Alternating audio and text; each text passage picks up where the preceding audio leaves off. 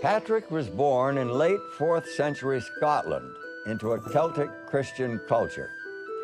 His religion was quite different from the Latin or Roman Christianity that was taking over in other parts of Western Europe.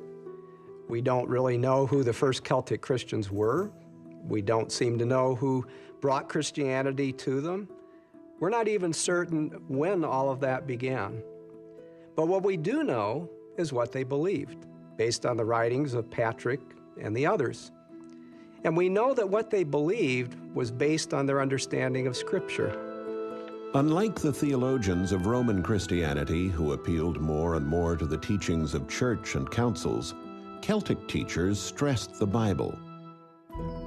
This loyalty to the Bible is what separated the Celtic Christians from the much larger Roman Christian community. Because the Bible was the foundation of their faith, it was difficult for them to accept the authority of the Roman Church. You see, the Celtic Church grew up beyond the reach of Roman influence. It was rooted in the Sabbath-keeping church that began with Jesus and his apostles back in the 1st century. The background from which the Celtic Christians received their Christianity indicates to us that they were strong believers in what the Scriptures said. They wanted to do what the Bible told them to do. That same background indicates for us that they got their Christianity before Sunday keeping came into vogue. There is nothing in Patrick's works which indicates his acceptance of the teachings of church fathers. He appealed solely to the Scriptures in support of what he believed, practiced, and propagated. So this was Patrick's religion, based on the Bible, faithful to its teachings, and obedient to its commandments. This was the religion he was destined to carry to the Irish.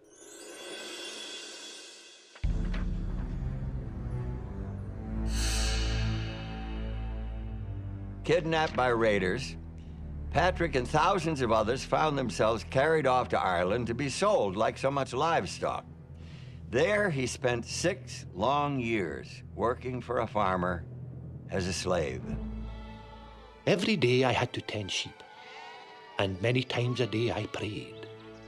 The love of God and his fear came to me more and more, and my faith was strengthened. And this even when I was staying in the woods and on the mountains. And I used to get up for prayer before daylight, through snow, through frost, through rain. And there one night I heard in my sleep a voice saying to me, "Soon you will go to your own country." And again, after a short while, I heard the voice saying to me, "See, your ship is ready." And it was not near, but at a distance of perhaps 200 miles, and I had never been there, nor did I know a living soul there. And then I took to flight, and I left the man with whom I had stayed for 6 years.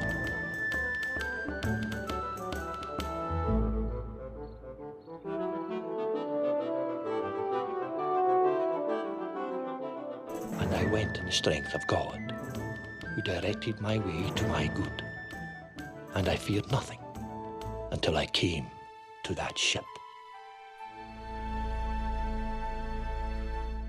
Patrick always believed that his escape from Ireland was directed by a divine hand.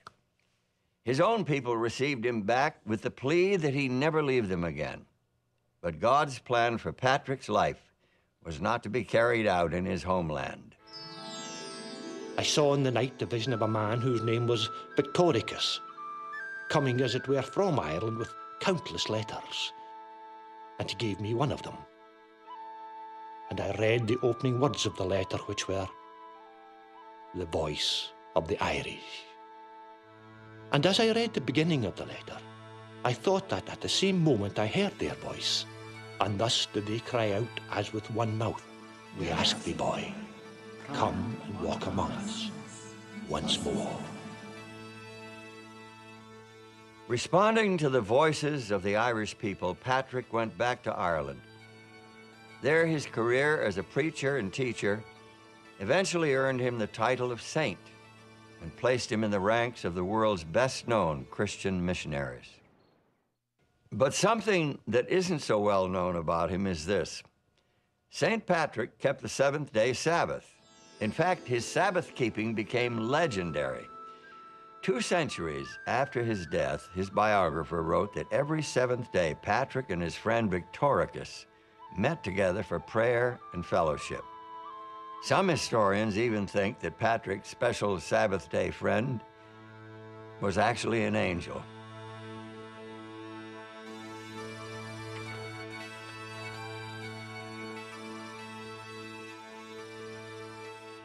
We really don't have to rely solely on the writings or experience of Patrick to understand the history of keeping the seventh day in Ireland. After all, ancient Irish laws governed the history of the Irish tribes for many years, and those laws stipulated that the people were to, among other things, keep the seventh-day Sabbath.